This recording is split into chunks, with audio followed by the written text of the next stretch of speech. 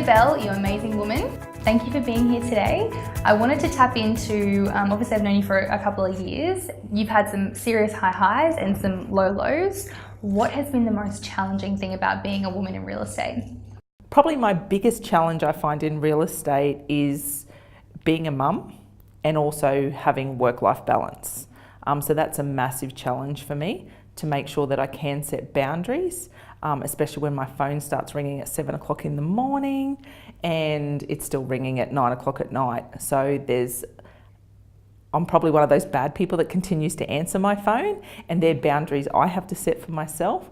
But I'd say that would be my biggest challenge in real estate, is when to be able to switch off and spend time with my family.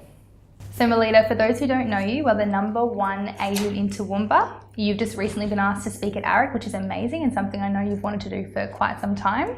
You were also heavily involved in the community and very well respected, along with carrying between 30 to 50 listings at any given time. So can you tell me, in terms of your community involvement, how have you been successful with engaging your community in Toowoomba? So when I moved from Ipswich, because I used to do real estate in Ipswich, and then I moved to Toowoomba, so I knew absolutely no one. So I thought the best place to be is out in the community. So I used to go out there and I used to tell everyone that I sold real estate. So I'd go into local butchers, the local bakery, the IGA out there, and I'd just talk to everybody. And then every time I went there, I knew everyone by name and they knew me by name. So in terms of sacrificing things to be in the amazing position that you currently are, what has been your biggest sacrifice to get to where you are in your career? I think if you asked any mum or dad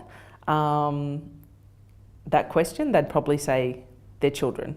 So for me, it breaks my heart when I can't go and see my little boy Malachi run in the cross country because I have prior commitments with buyer showings or listing presentations. But I always feel that I'm doing it for him anyway, to put him in great schooling, giving him the best life. Yes, I might be sacrificing that, but I have an amazing family and work support. So yes, he mightn't be with me, but he's got amazing grandparents that take on that role when I can't be there with him. So on that note, you are carrying anywhere between 30 and 50 listings at any given time, which is just huge. A lot of your energy would go into looking after your clients. So how do you maintain such a high level of customer service when you've got that much business on the go? So all I do, Shonley, is I really just pick up the phone and I talk to my clients. It can be a minimum of 3 times per week. Sometimes I talk to my clients 2 or 3 times a day, depending on what I've got to talk to them about. But one biggest thing is, even if I have nothing to say to them, I still pick up the phone and say, hello, I'm still here, and just give them a general idea of what the market is currently doing in this particular week, because we all know the market changes daily. And lastly, what would people be really surprised to learn about you or the way you run your real estate business? Oh, I feel really bad about saying this, but I don't have a database.